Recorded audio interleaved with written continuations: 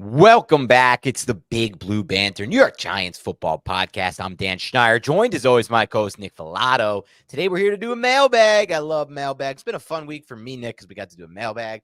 We got to do another interview with I don't know if it's not a surprise at this point because I put it on Twitter. No. David Syverson of Our Lads. We don't know when each will drop. We have to discuss that after the pod. Well, Nick knows, but I want to have some insight into that. I don't really care that much, but as long as it's on a good schedule, and it will be. But I'm happy to do this kind of content because I got to be frank with you guys. I don't really necessarily want to preview the Panthers game in Germany, and neither does Nick, to be completely honest. So I got a preview. No, this whole podcast is going to be the preview. Ready? The Giants suck, and the Panthers probably suck more. So the Giants actually might get the third win of the season because the Panthers suck so bad. And I think Dexter Lawrence and Brian Burns and Azeez Ojulari, they could eat Bryce Young. So there's your fucking thing. All right, there we go. Let's get into the mailbag. Yeah, and this should be the game for the Giants offense to score like 30-plus points. This is the worst defense they'll face all year. It's the worst defense in the NFL. That's my end of the preview as well.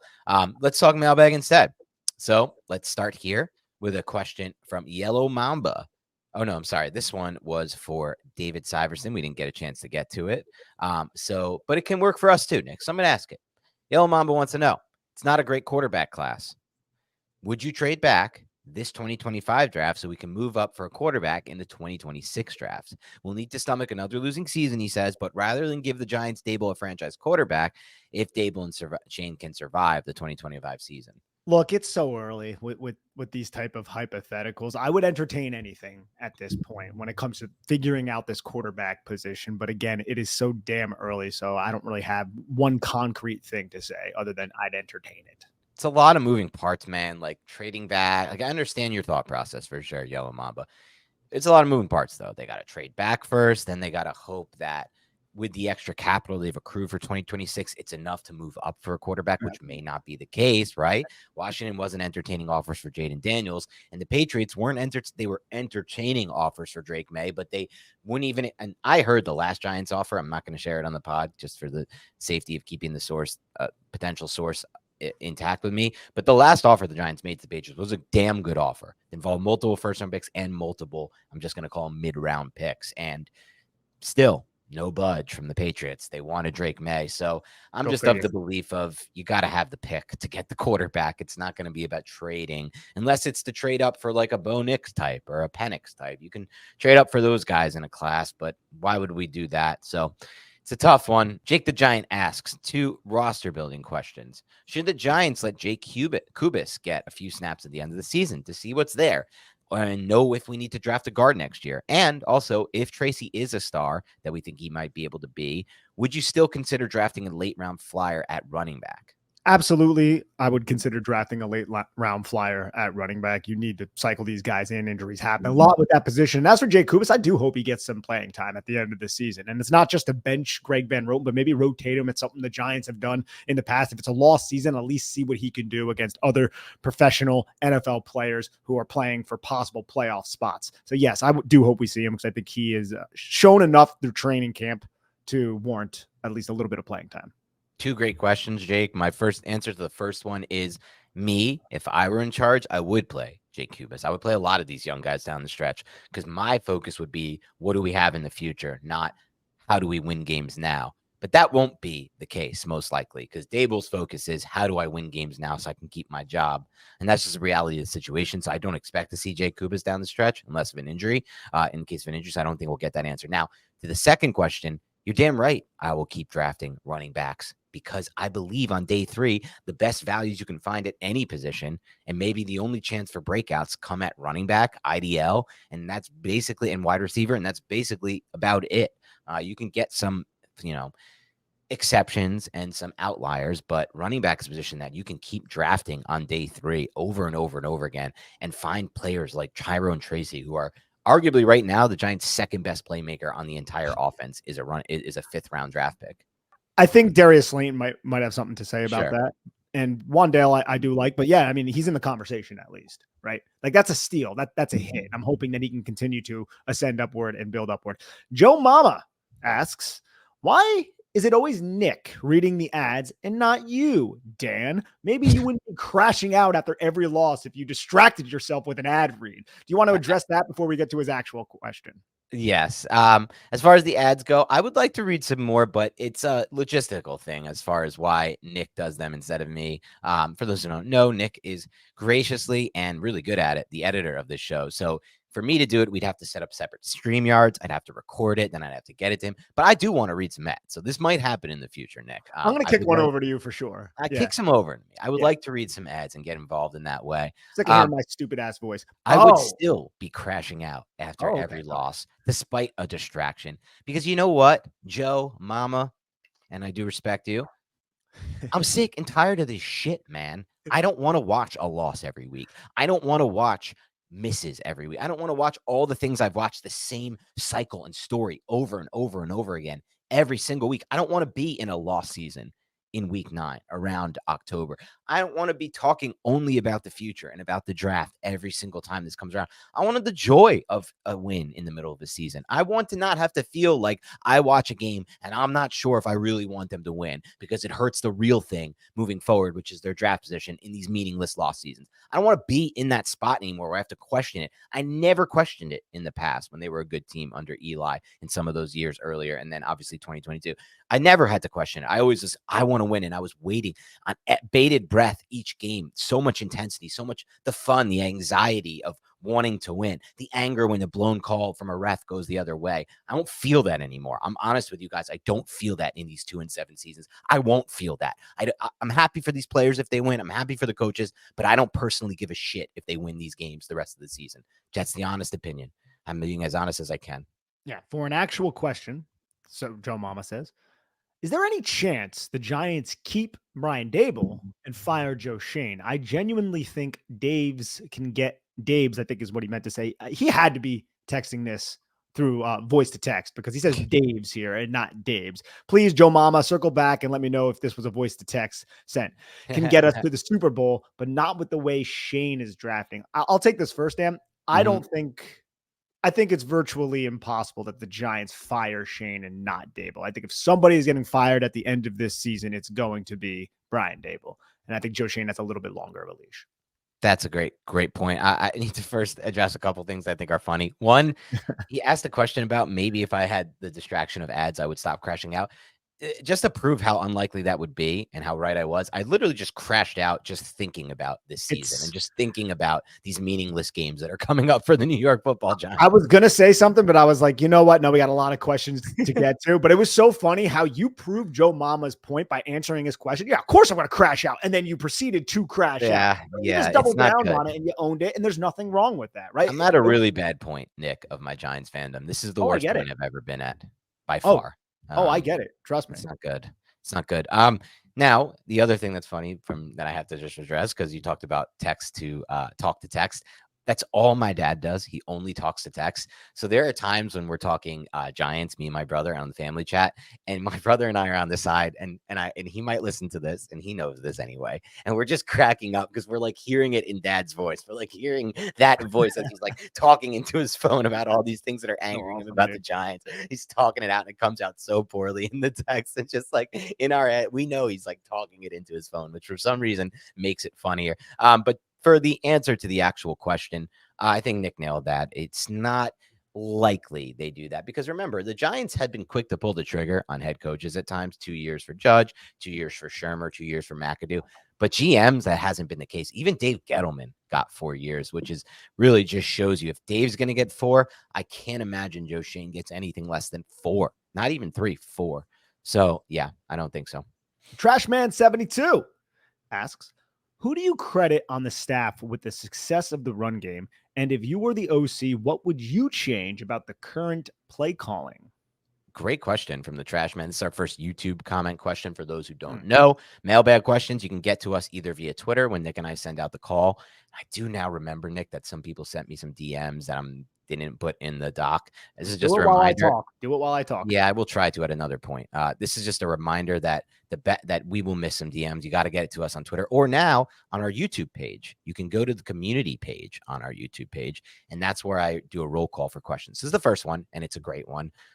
Success for the run game, I'm going to credit to a few different factors. The first I want to credit to is Tyrone Tracy and Devin Singletary. I think they do a really, really good job of pressing the line of scrimmage, of understanding where to set up how to set up the blocks and where the space will be. And then from Tracy's standpoint, it's vision and it's the natural athleticism and jump cut ability and lateral agility. In addition to, part of this run game is yards after contact, which the Giants do well, and forced missed tackles, which the Giants do well. And by Giants, I mean their running backs. It's a good running back group. It's a more talented running back group than people realize. I think, in generally speaking, in the NFL, you can find talent in this running back position pretty easy, no matter where you're at from a roster standpoint at any point in your journey of building a roster. But there's also credit that belongs to this offensive line. They're playing more cohesively than we've ever seen them play before. At times it shows up in the run game. At times it hasn't. More recently it has. I don't think necessarily it has to do with anything too creative I've seen personally in the run game. I mean, I would say the most creative they've been in the run game in my mind, Nick, and you can correct me if you think I'm wrong, is 2022. I still think that would be their most creative of the 3 seasons here, but what they're doing is working at times. I shouldn't say every game, but it's working at times. And what would I do if I was OC, and what would I change about the current play calling? With the quarterback that we have, Daniel Jones, what would I change about the current play calling? That's a great question. I think I would run more 4 verts. I know I would run more 4 verts. I would take a little bit of the thinking away from Daniel Jones if that's possible. And I don't know how to do that necessarily. It's not something that I have a great feel for at this point of his career. Maybe I would, but you know what? I would do, Nick. I would run more plays under center at this point. Absolutely. Run more plays under center, try to stick to the run game a little bit more duo. But a lot of this is depending on what the defense is doing. I know. A lot of this is game plan specific, and Brian Daboll coaches like that, like most good offensive coordinators and offensive coaches do. They coach depending on what the defense is attempting to remove, and they try to take advantage of the vulnerabilities of that defense. So it's easy to sit here and generalize and say, what would you do to change the play calling? I think each game Brian Daboll has had a different game plan. Some of those game plans I disagree with, and they put, I believe, a little bit too much on Jones's plate. So to, I guess, circle around and answer the question, I'd say run the football a little more, take a little bit off of Daniel Jones's plate if the defense is not loading the box, and then try to work the play action passing attack like they did in 22, bootlegs, all that kind of stuff. And as for the success of the run game, I credit the offensive line. I credit the running backs are doing a good job, but just bringing in John Runyon and Jermaine Illuminor, those are professionals. And now you have John Michael Schmitz in his second season, not with Wes Martin, not with Marcus McKethan, not with these guards next to him. He has John Runyon next to him. He is playing with a professional unit all across the board, other than left tackle. But, Chris Hubbard, I'm not going to say he's not a professional, but that is the Achilles heel of the offensive line. So I think it starts there. I want to give credit to Carmen Brasillo, and I think the running back. So I think it's a complimentary thing, and I still think it could improve too. And I do want to see a little bit more duo, because that, to me, has been their most successful run. I don't know if EPA bears that out. Somebody could check that for me, but that's something that has popped on tape. When they do decide to use a duo rushing scheme, they tend to pick up solid yardage. And I think both running backs can operate that rushing scheme successfully. I'd even be a little skeptical anyway behind those numbers, Nick, because I know from some of these sites, it's hard for them to chart what is duo and what is inside zone. So I used to be like that.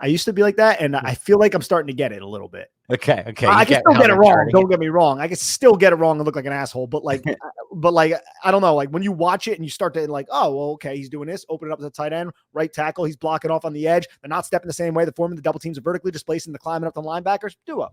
Okay. I'll start to look for that as well. Then I'm just going to run that back, and definitely at 0.5 speed though, because you just ramped that up to like 1.85 speed there. So I'll have to slow that one down for my own self. But Marcus Aurelius asks, if Joe Schoen and Brian Daboll are retained, do you believe they will absolutely draft a quarterback, aka shopping hungry? Do you think there's a chance they trade out of a pick to accumulate more ammo to move up in the 2026 draft? Does the risk of not getting a chance in 2026 force their hand to draft a quarterback now? I feel like the Giants are in a tough spot, he says. And I absolutely hate to see us draft one of these guys that don't have real upside in the league.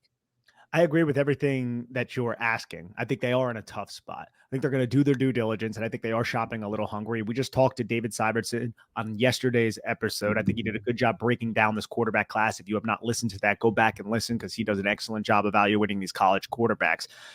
If you can get an improvement on Daniel Jones on a rookie contract, that's something you're going to entertain, to get rid of Daniel Jones's contract in 2025, so you're not paying him $45 million or whatever the hell it is against the cap.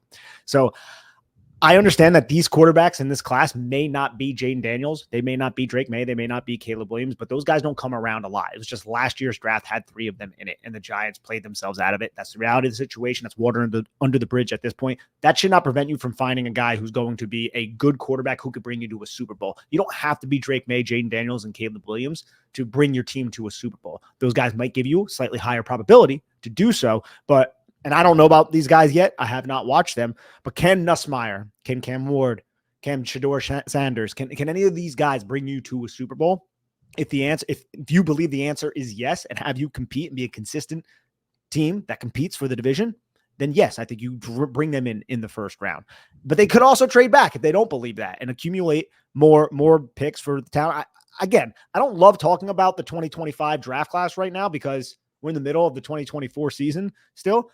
It's a lot of prognostication, especially when we're talking about trading back and getting picks for the 2026 NFL draft. I understand why we're doing it. It's because the Giants are not giving us anything to talk about in 2024, unfortunately. So I do get it, but I still think there's a wide range of possibilities that can happen. But to long story short, yeah, I think they could shop a little bit hungry, and they doesn't mean they're going to end up with Daniel Jones 2.0 though.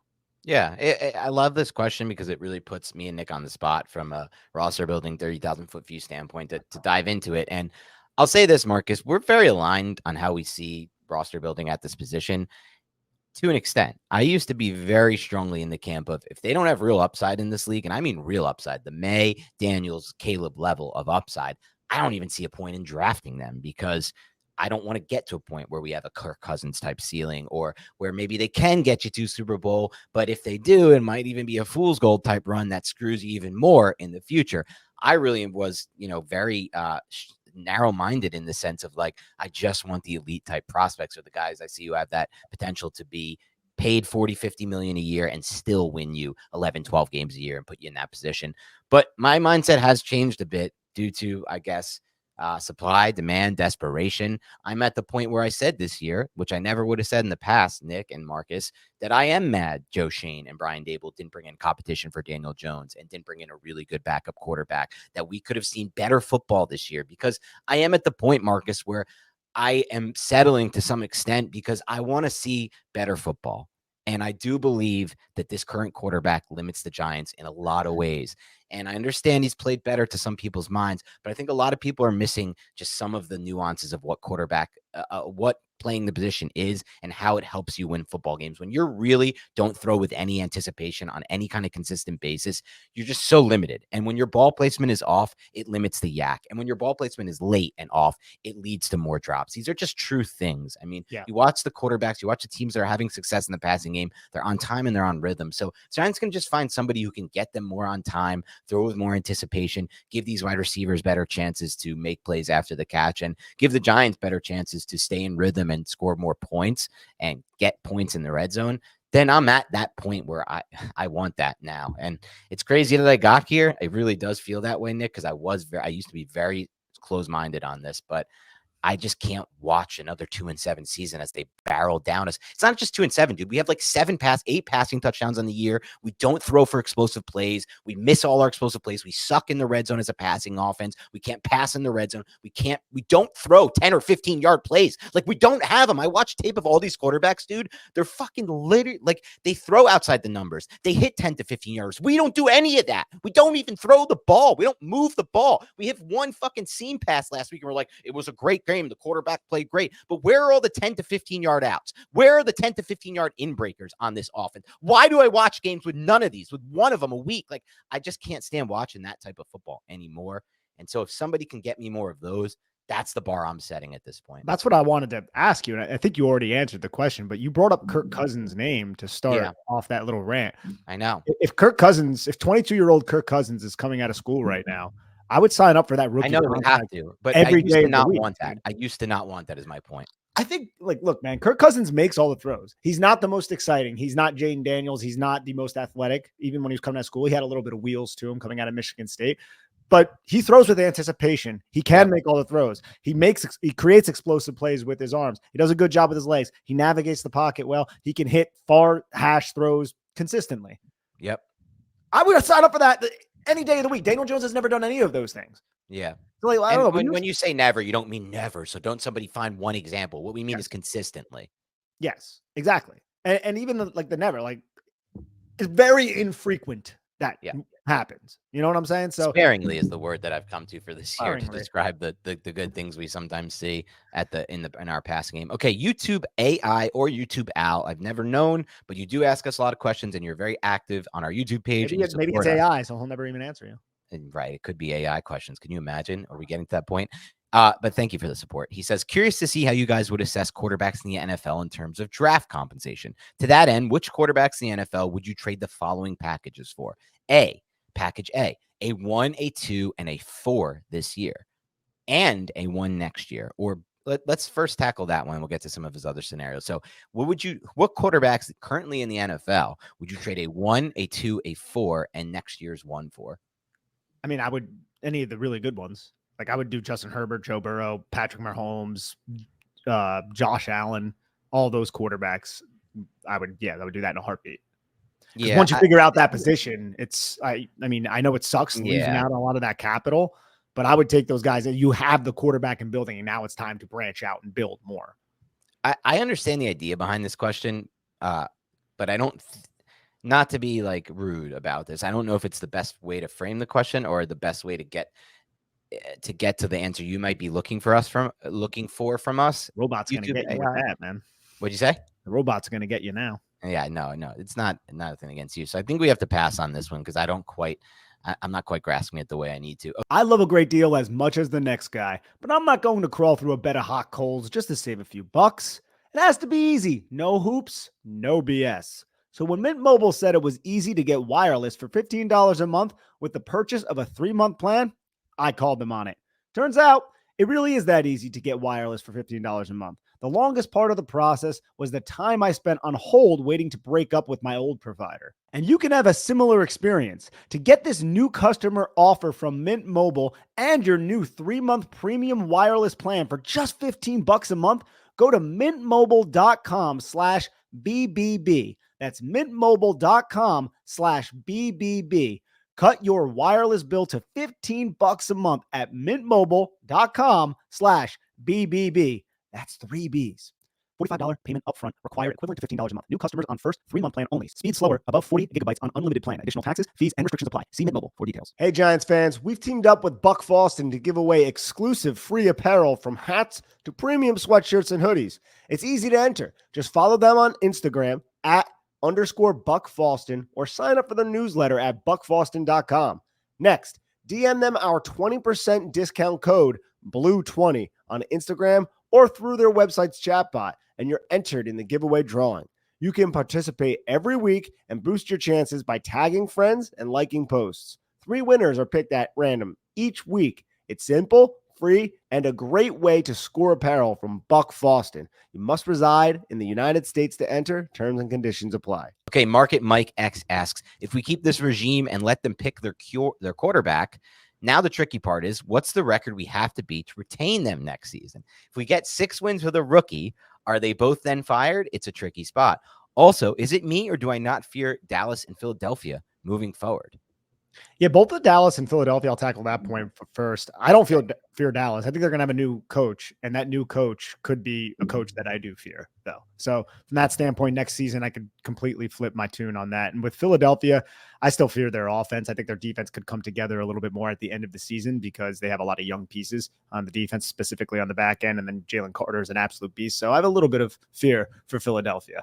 Now, with your initial question, could they get fired after winning 6 games with a rookie? Yeah, plausibly. If they lose a locker room and everything falls apart, that could realistically happen. Again, I think there's still a lot that has to play out here. But I think it's a risk. You draft a quarterback. It's something we talked about with Sy. It's something we mentioned earlier in this show too. So if you let the regime pick that quarterback, you really need to suck and you really need to lose a locker room. And a lot of bad things need to happen for Joe Schoen to be fired and even Brian Daboll to a certain extent.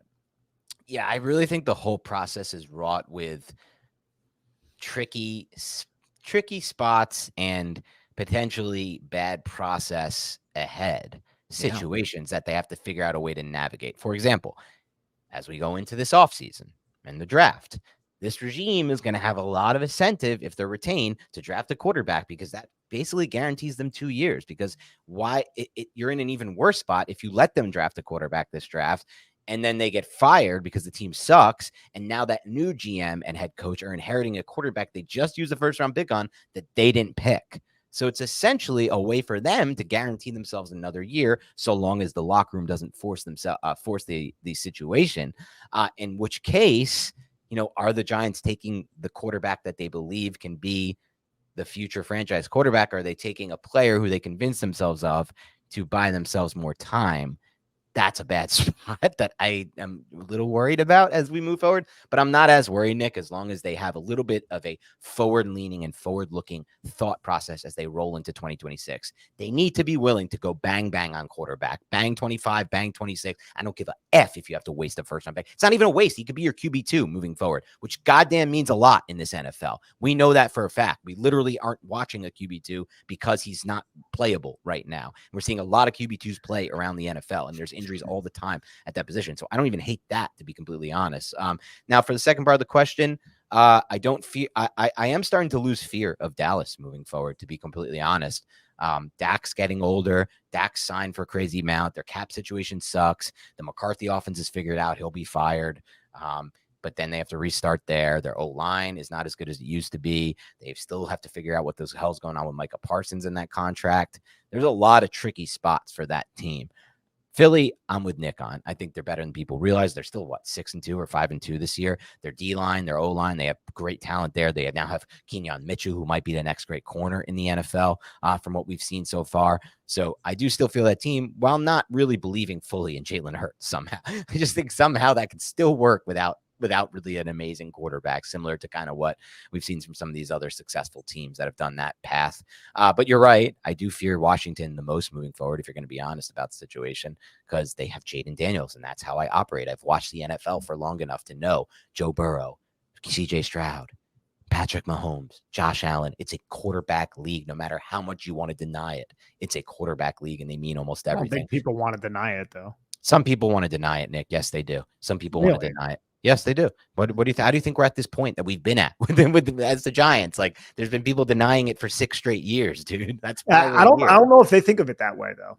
They do. I mean, that's essentially what they are doing. There's no doubt about it, because they're saying, well, if he has this and he has that, then he can be this. So essentially, that is what they're doing. But I think they're also saying the reasons the Giants haven't progressed is not because of the quarterback; it's because of this and this and this and this. Yes. I don't know, man. I think they frame it differently in their minds, though. And I still think that percentage, man, is so small at this point. It is now, but we talk about them too much to be real with it, man. Like, that's a very small percentage. There's not a lot of people our podcast, which is nice for the most part. Exactly. There's not a lot of people sitting here being like, "Oh, Daniel Jones, he just needs Andrew Thomas back and he'll be fine." I don't think there's a lot of people out there saying that. No, I didn't mean it like that. It's more so just like, and I respect them. They say it's a team game. And I do respect that it is still a team game. But what we say is the team can be uplifted by the quarterback, which is what we're seeing with Washington. And I think primary ingredient. Yep, it always will be. Okay, Pat Monahan asked, pre-trade deadline. I'm curious to get your take on this, Nick, because I have a very strong take on this. I read this question earlier. Pre-trade deadline. If the Indianapolis Colts are willing to move Anthony Richardson to the Giants and they wanted a first-round pick swap, would that be a starting point for you guys in negotiations? He says, I assume you do that. Yes, ? And if the New York Giants brought him in, you have to retain Dable, right? And let them work together. Is there any hope for this being a trade now in the offseason? I don't know how much hope is there, and I haven't watched any Anthony Richardson tape, but based on the profile and all that, it's something I would entertain. Like, what are the Colts going to finish with? A few more wins than the Giants? So you're just talking about a first-round pick swap, move down a couple? Yeah, I think I would entertain that. I'm not so sure how Richardson progresses from that standpoint, because he'll need reps. And even then, it doesn't seem like a path I can get behind. He had a 45% completion rate, Nick, and he's really late on a lot of throws, and the ball placement is just off at times. There are flash moments from him, and there were more flash moments last year when I was actually excited about him. So I thought maybe they could Jalen Hurts it with him, but I don't even know if I want to go that route, man, with my quarterback. So it's not for me, Pat, but I understand the idea of it. He's got the tools. Is there another quarterback in the league that could fit this bill of being a first round bust that can get brought in, and then the Giants might take that risk, and that is their bridge It's like low. It's not going to cost that much, right? Just trading down in the first. That's why something like I'll at least entertain it. And I don't think Anthony Richardson is necessarily a great quarterback. And I think all the points you made, excellent. I don't want to take a step back from an anticipatory standpoint. Now I haven't watched this tape, but I don't want to take that step back. But who else is there in the league that can fit this bill to have some sort of upside if Dable could work his magic, if you will? I mean, the thought would be Sam Darnold would be somebody to consider for sure. But that's going to be so much more It's expensive. costly. That's costly. This guy's still on his rookie contract. Right. Yeah. I just don't buy into him. But on the flip side of it, I at least want to just say he had what, like 300 snaps in college? Like the guy is raw as shit, bro. Which I agree with, but I also think that works against him because there's no time.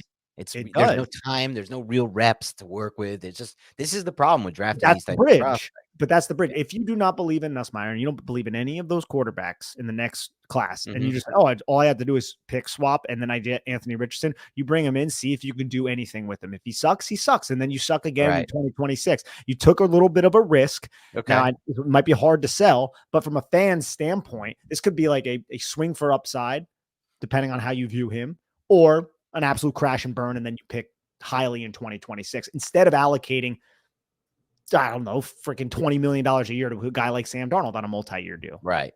Or, reaching and taking a Nussmeier at 6 overall or something like that. Yeah. Which if you consider that to be a rich, which we have not watched the tape, so we do not consider that currently one way or the other.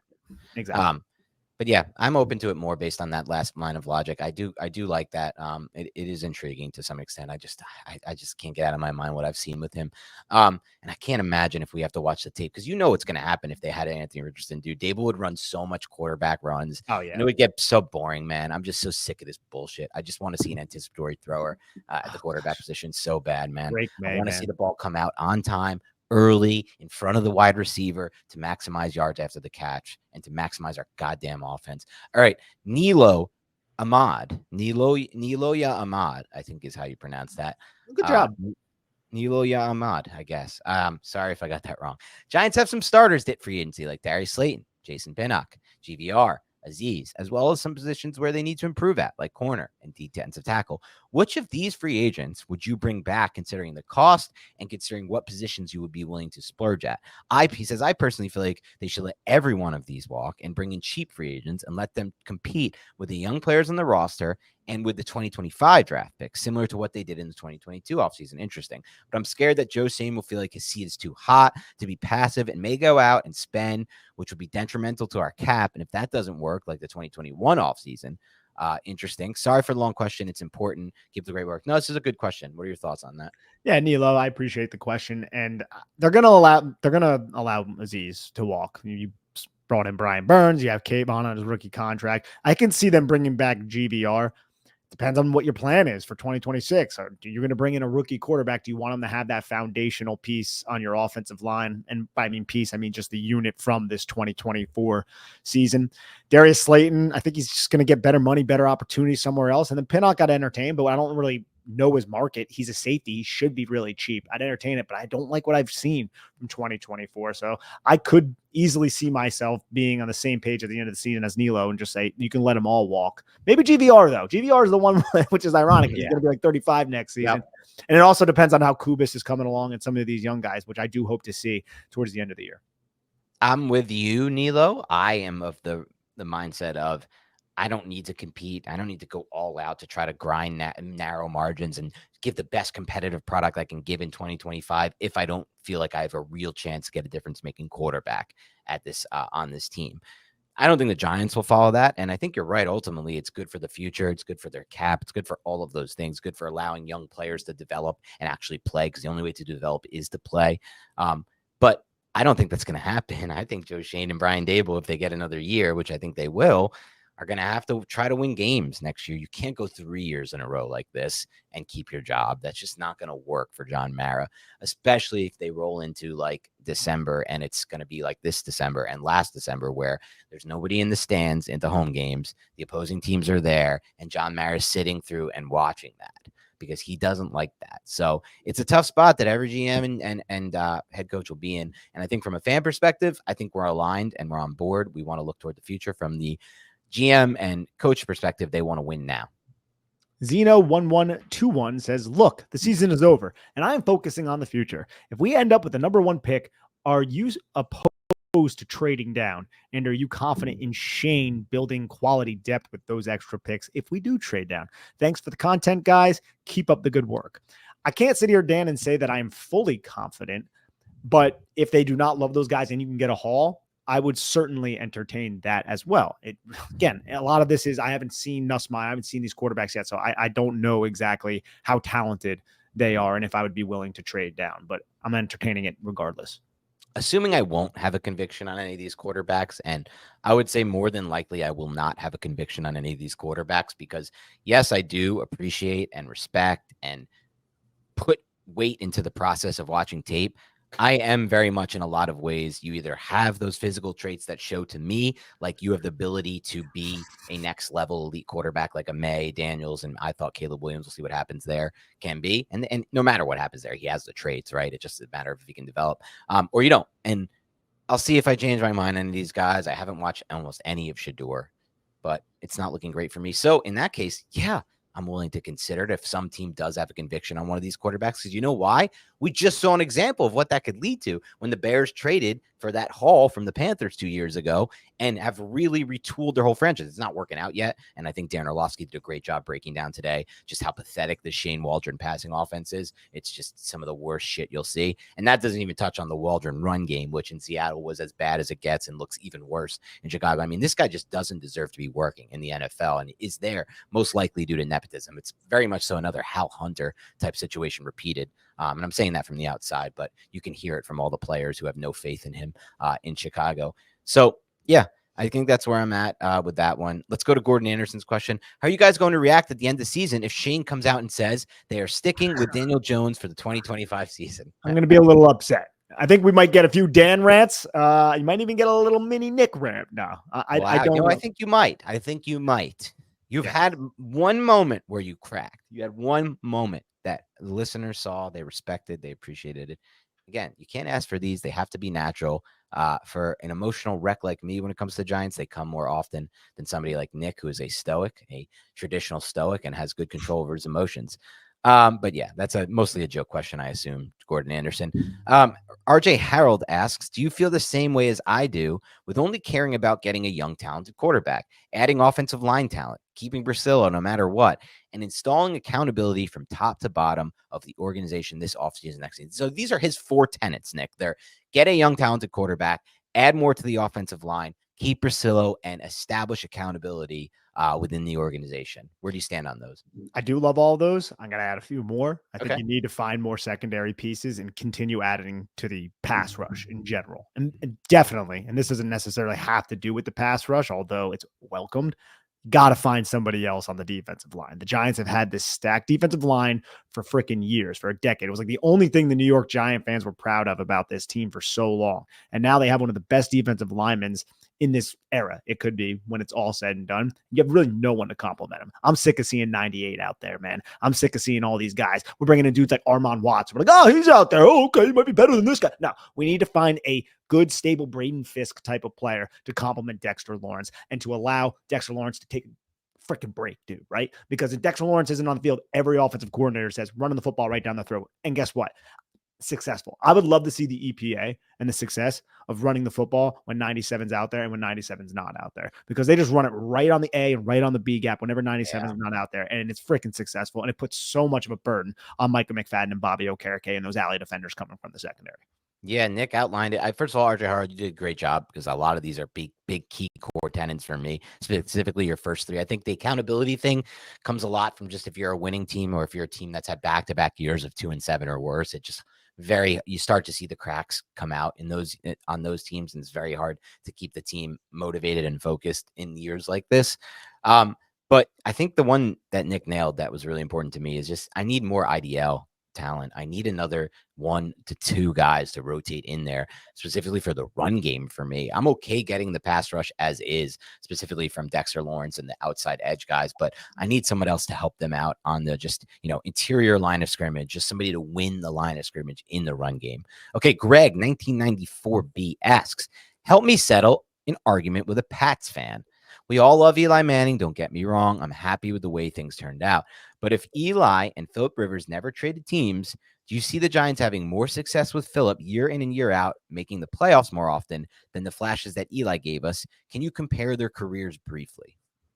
Yeah, so I got to pull up the stats for Philip Rivers. First off, I just want to say, look, the Giants won 2 Super Bowls with Eli Manning. There's no shot I'm ever going to entertain trading that for Philip Rivers. And even if that means competing for more Super Bowls, we won 2 with Eli Manning. But I get the overall question because although Eli Manning won 2 Super Bowls, and I think a lot of this was an organizational failure on Eli Manning, I don't know if Eli Manning's career was even maximized because there were a lot of years where the team was absolutely terrible because of poor drafting. And Eli Manning had to do so much with a bad offensive line or not enough playmakers at receiver and a defense that was suspect. So I do understand the question. I'm going to go with Eli. Philip Rivers, though, he had 421 career touchdowns in 17 years. Eli Manning played 16 years, had 366. It's a pretty substantial difference. Eli threw for just over 57,000 yards. Philip threw for well over 63,000 yards. So the stats are on Philip's side. End of the day, for me, always going to take those 2 Super Bowls and the way it all went down. And I absolutely love Eli Manning, and he's one of my favorite athletes of all time.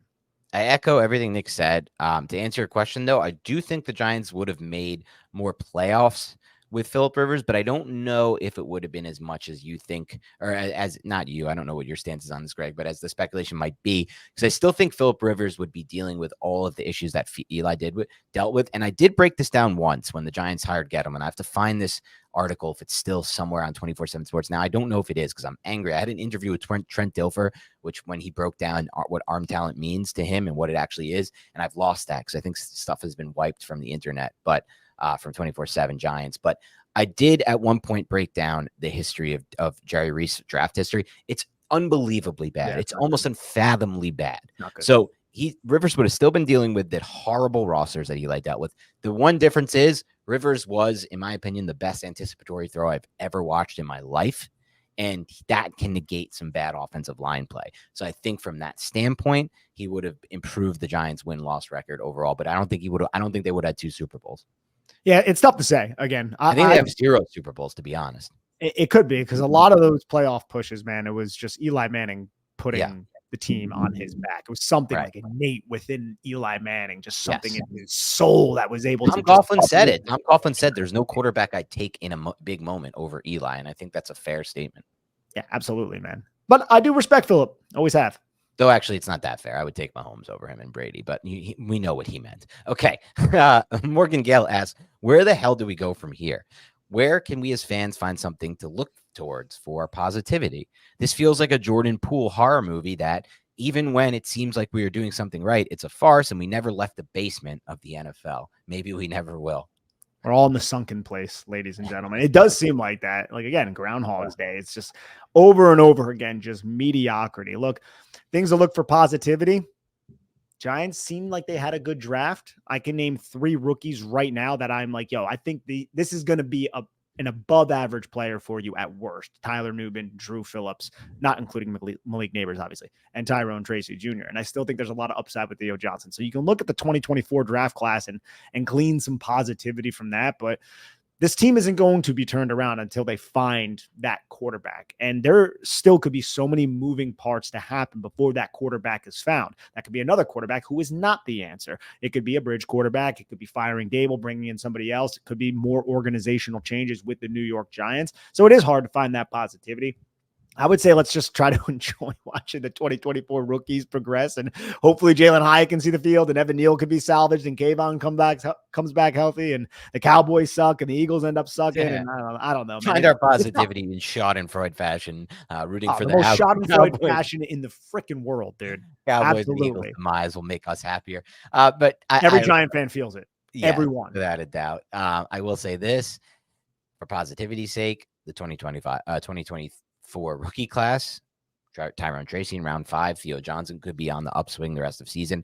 The offensive line is the main source of positivity right now. Dude, in past seasons when they lost Thomas, this has been done. Like, they're unblockable. There were plenty of blockable plays last week against Washington. They had plenty of time in the second half, Daniel Jones. Clean pockets. We put them all up on the YouTube page. Really good pockets despite having a bad left tackle. They've figured out a way to settle this offensive line.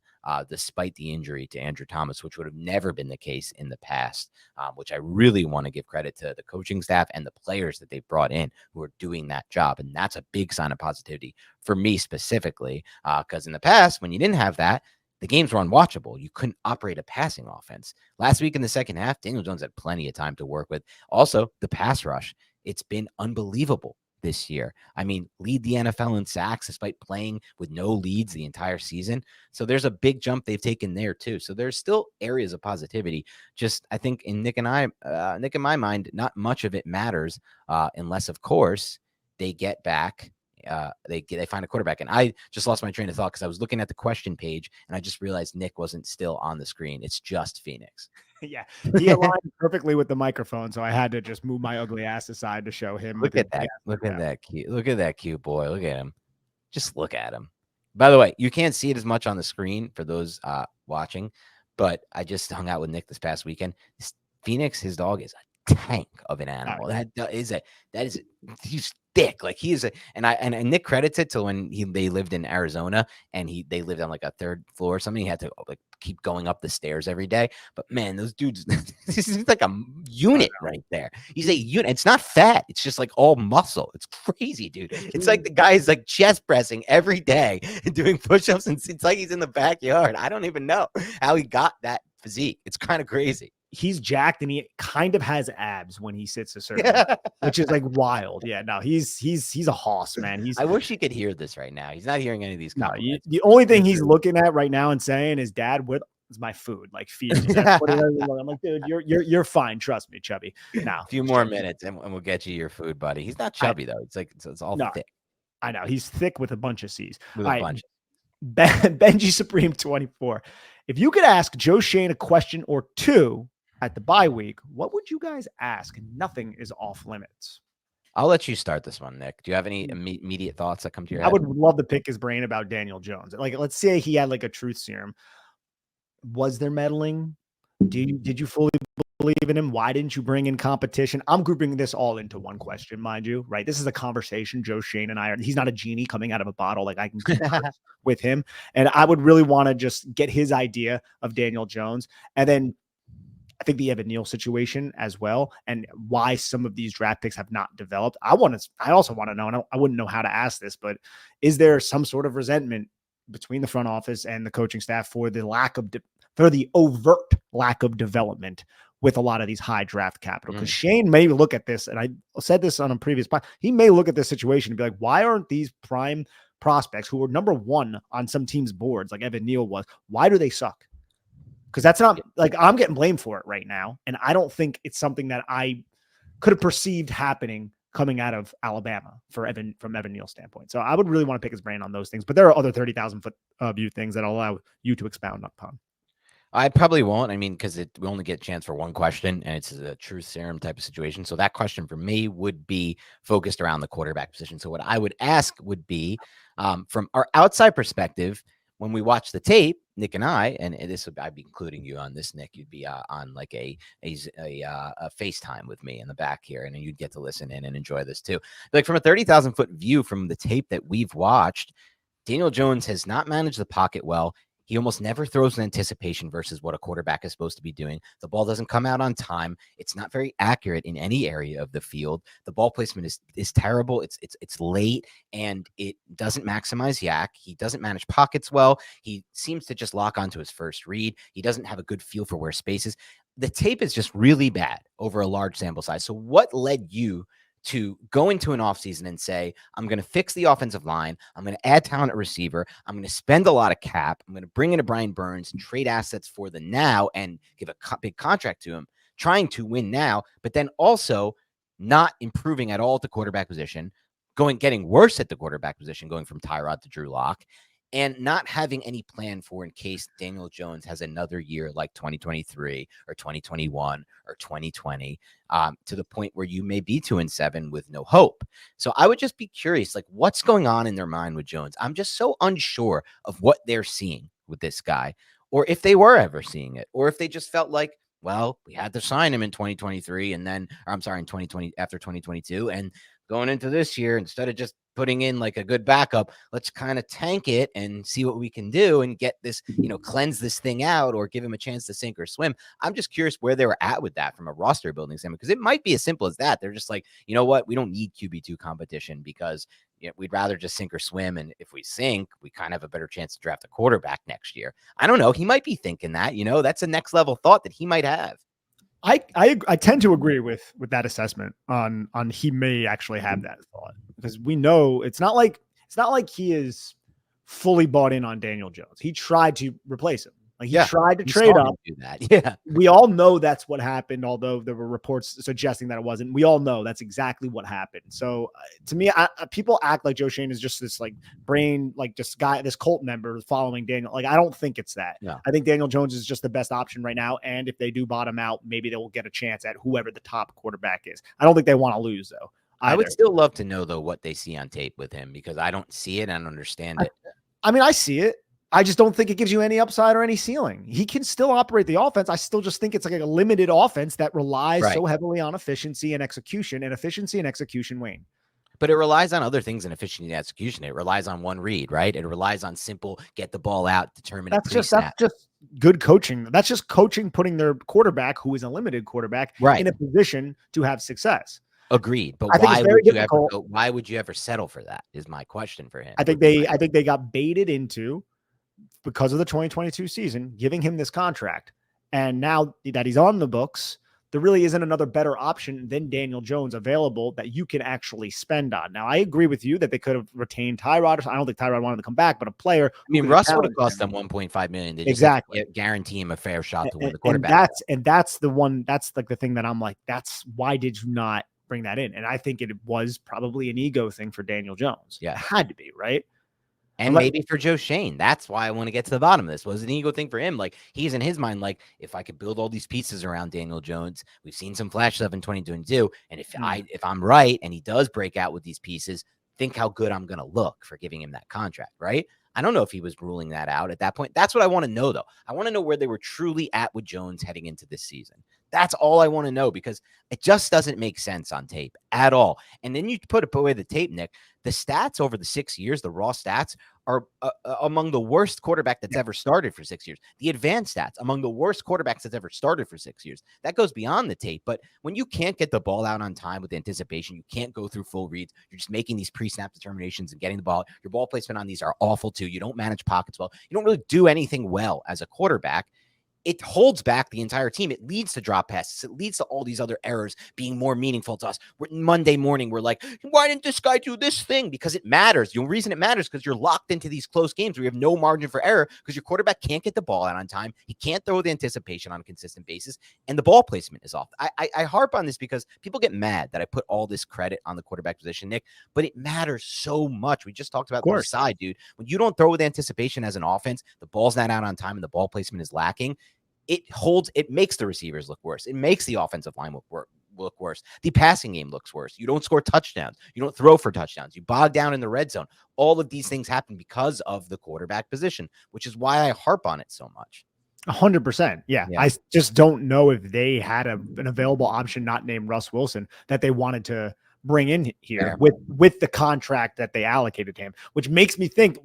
But again, though, it couldn't have been a throwaway. Here you go out, you get Brian Burns, right? They know. So there's a lot of other things. Like, that's why I think that question is the most apt question to ask Joe Schoen, and it could be the question that ends his tenure with the New York Giants if they can't turn it around. I don't think it would be this season, but if they can't figure out another remedy in 2025, it's like, well, you wasted these last 3 years basically because you gave a huge contract to somebody who brought you to the playoffs in your first year, but then you just never found somebody to replace him with. And that's curious. Michael Aquino.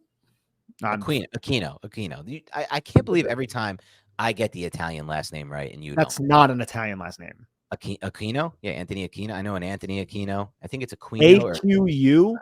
That is a Hispanic last name, I have to imagine. I don't think so. I think this is like Aquino. All right, let me look at this, homie. INO as a last name is almost always Italian, I feel like. There's the Latin. the Latin community, I've seen a bunch of Latin last names like that. Usually when it ends in an O and an N-O, it is Italian, but an AQU, I mean, that could be Italian. INO. INO is always Italian. I don't know if it's always. Michael, get back to us. Michael's an Italian name, but I don't know. Anyways, DJ is inconsistent and he has flaws. Yes.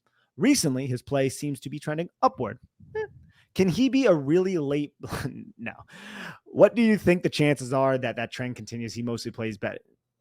Michael, no, at this point. Like, we have 6 years of tape on Daniel Jones. I think Daniel Jones is who he is. We've said it so many times. I don't want to beat a dead horse. I don't want to be redundant.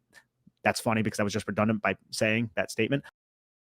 Daniel Jones is not that great at playing quarterback. He is a big, strong, tall, athletic guy who can throw the football. But I think when he has to actually play quarterback and the nuances of playing quarterback, he is average at best. And that's me being kind. And I think you have no ceiling with that. And when you allocate $40 million to an average at best, me being kind, you're destined to fail. So that's where I think Daniel Jones is. And I still don't see any consistency with it. I mean, we're not far removed from him shitting his pants against the Eagles and Cincinnati. Right. Yeah, I don't see how this is trending upward because he faces one defense that plays two safeties way too far off the ball, which allows him to actually have a chance. That's not going to happen for the rest of the year, I'm sure. Some defenses might mix it in, but they're going to continue to creep up on the line of scrimmage, and we're going to get some bad games moving forward. But even if he does turn it around to some extent, this is not a Darnold situation. Darnold didn't get that many opportunities with the Jets. He didn't play for 6 years. He didn't have millions of reps and then break out. And he may not even be the real deal anyway, Darnold, moving forward. This might be a flash in the pan. As far as what it comes to, like, is he playing upward? I think one of the biggest issues we have within the fan base, and I'm not blaming you for this, Michael, is we set such a low bar that we consider what we've seen recently to be playing well. But in reality, if you watch other quarterbacks, they're making 15-yard outs. They're using the middle intermediate of the field. We rarely get that from this passing game, and the anticipation is way off. We've gone over it a bunch, but as far as bringing him back next year to be the quarterback, if they don't like anybody in the draft, they might do it, man. I don't know how to predict what's going to happen with this franchise. I think the majority of this fan base is ready for this to be over and to turn the page on this and just give us something else, something to think about, some hope. Sammy Mack, we missed this one, but I want to make sure we get this one, Nick. He's an Australian fan, which is cool. I love having fans from other countries listen to our podcasts. And we're going to go rapid fire from this point because Phoenix needs to be fed and we've got to get out of here. But he says, I'm loving the content you guys put out. I've listened to every episode since 2019 when I visited New York and started following the Giants. Thank you.